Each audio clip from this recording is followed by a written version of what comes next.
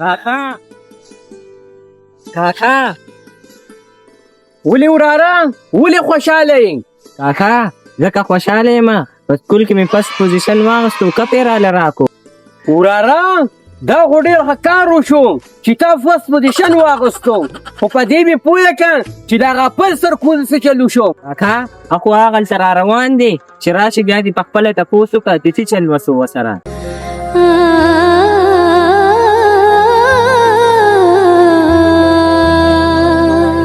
کاکا دا دې رالو ولکه سرکوزیه تاسې چل وکړو، وراره خو مې فسټ پوزیشن واخیستو. بابا زه خو بیا پیل شوم خو پته یې نه لګي چې د استادانو سره ما څه بد کړي دي، زه یې بیا پیل کړم. سرکوزیه ما ته پته وه چې ته به بیا پیل کېږې، په اتم کې پوره 8 ځله پیل شوې، خو ستا هغه مور صحیح وې چې ریړه وله وګوره چې دا خران چلی، همدا کار دله ګورم سبا نه به تو خران چلی. زه ورځمه چې په چاچي باندې مې دیرې وکړمه چې کپ یې راکړو، په سکول کې مې فسټ پوزیشن واخیستو. رضویه ستا د لاسه خو زما بېعزتي وشوه، به زه داسې کار ګورم چې تو به ټول عمر یاد ساتي.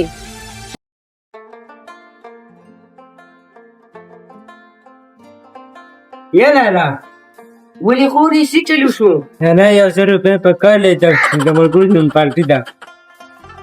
خورې تو خو زر یادې خو دا والد 2 زره او په لاره سیده ځه او سیده راځه چې چا سر میلو نشي.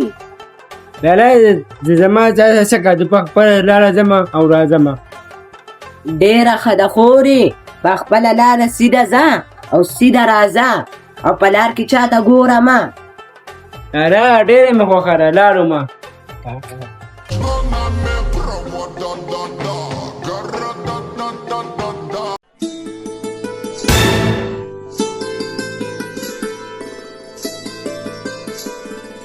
मैं तेरे कल में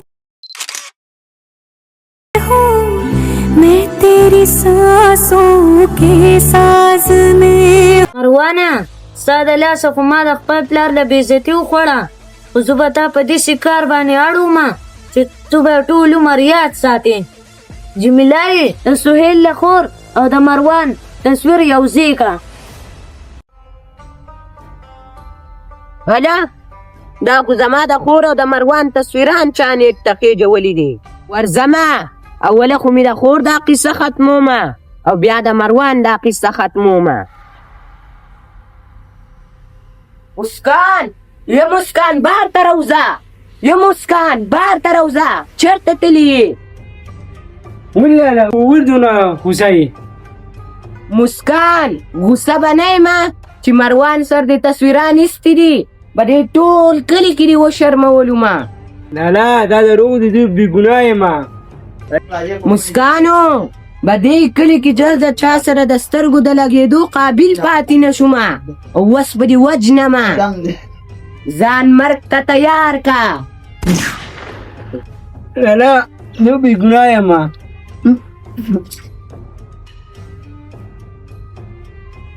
خورې ته خو مې مړه کړې، اوس د مروان نمبر دی.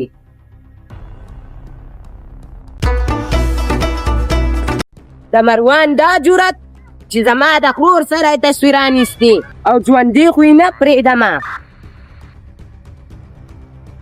هلکه ستا د تره هغه زوی څه شو؟ حل راته وایه. منصور خانه څه چل شوی دی؟ ته ولې دونه غوسه یې؟ حل راته وایه چې مروان څه شو؟ ژوندي خو یې نه پرېږدمه ځکه چې زما د خور سره یې تصویران ایستي دي. هغه خو په کور کې نشته، زما د پلار سر پټي ته تللی دی. دا خو دې ډېر ښه کار وکړو چې زی دې راته وښولو، ژوندي نه پرېږدمه. هو دا تصویرانو له خو لویه لانجه جوړه شوه، ورځمه چې پلار او مروان خبر کړمه.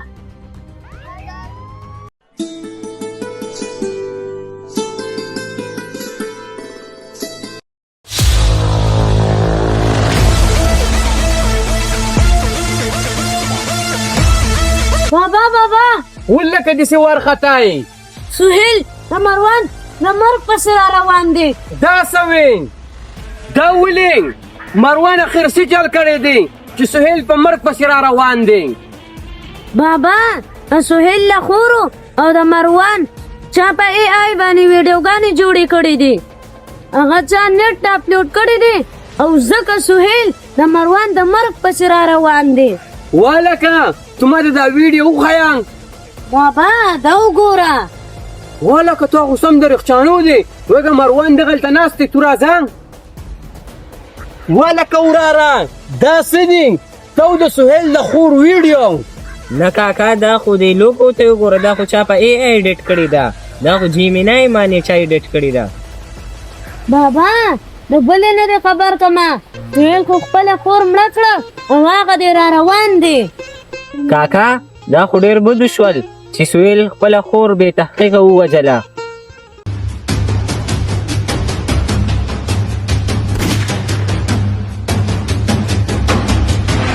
کچکولیا وراره دې را مخکې کا چې قصه وله ختمومه. والکه منصور خانه لږه سړه خوره اخر سجل شوی دی. کچکولیا ته وی چې څه شوي دي؟ وراره خو دې زه به دې ټول کلي کې وشرمولمه او وینا ما د خور سره ویډیوګانې جوړې کړي دي. منصوره دا ویډیوګانې خو ما اوس په دې ساعتو کتې. دا خو چا په ای آی باندې تیارې کړي دي او تا خو ډېر بد کړي دي چې تا خپله خور بې تحقیقه ووژله. او کنه یاره دا خو په ای آی باندې تیاره شوې ده. ما ته مې خور ووې چې زه بې ګناه یم خو ما به پې یقین نه کو. گایز زمونږ د ویډیو دا مقصد دی چې نن سبا به تاسو په خپله معاشره کې ډېرې ویډیوګانې وګورئ چې هغه په ای آی باندې تیارې شوي دي. خو پلیز تاسو د هغې نه مخکې پهله تحقیق کوئ چې دا ریل ویډیو ده که په ای آی باندې تیاره شوې ده. نو دا یو اصلاحي ویډیو وه. شیر کړئ ویډیو ورته لایک کړئ او زموږ دا چینل چې چینل یې سبسکرایب کړی نو پهله ورشئ دا چینل سبسکرایب کړئ. په نیکسټ ویډیو کې ملاقات کوم. والسلام.